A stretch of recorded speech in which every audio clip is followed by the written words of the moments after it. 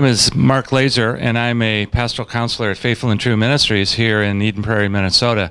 And in the middle of conducting a men's workshop, I've been invited to respond to the situation that's going on with Congressman Weiner. Yesterday, of course, as probably all of you saw, he resigned amidst a cacophony of heckling and, in my humble estimation, rather inappropriate remarks. So one of the things that I was asked to speculate about or think about is, why do men in power do these kinds of things?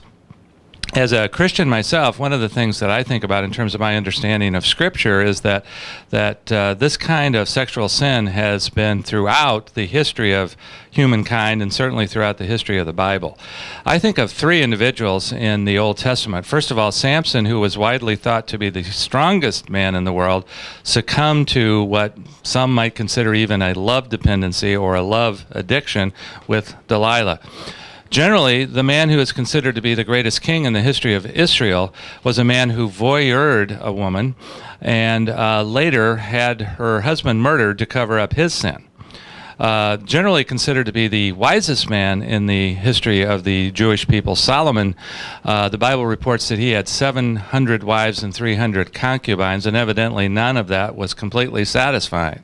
So you see, these kinds of sexual sins by men in power are certainly not unusual. When we think about the American presidents, some of our most respected presidents have widely been reported to be sexually unfaithful. Thomas Jefferson, for example, Franklin Roosevelt, and John F. Kennedy. So what Congressman Weiner has been involved in doing is certainly not new. The only thing new about it is the technology that he used, which in our experience and our research here at Faithful and True Ministries, millions of people around the world are doing. One of the things that's been most disconcerting to me is the public reaction that there's been to all of this, as if we are all without sin. And of course, Jesus talked about that in the New Testament. Those of us that are without sin, those are the ones of us that should be critical.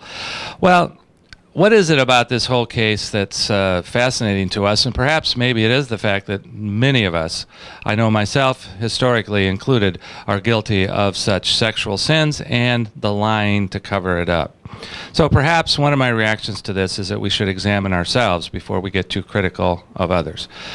Now, the term sexual addiction has been used about Congressman Weiner, and let me just say, as a treatment leader in this field, that at no time would any treatment leader in the field of sexual addiction attempt to use that label as a cover-up or an excuse for inappropriate, illegal, or immoral behavior. What the term refers to is a condition in the brain of neurochemical dependence. In other words, the brain comes to crave the sexual activity and the resulting neurochemistry it creates. One of the neurochemicals that sexual arousal creates is adrenaline. And why do men in power get addicted to such kinds of behavior, lying, deceit, cover-up, and so forth? I believe it's not so much just because of the neurochemistry of sexual arousal, except for one neurochemical, and that's adrenaline. Men in power are addicted, it seems to me, to the adrenaline that being on stage, being in the public, having the power creates. Well, this is a very brief explanation, but I believe that as long as all of us fail to look at ourselves and clean up our own houses, there are going to be problems like this in Congress, in political circles, all over the world, until the end of time. I hope this has been somewhat helpful to all of you, and I would encourage you to look forward to future postings on YouTube from our ministry, and thanks for listening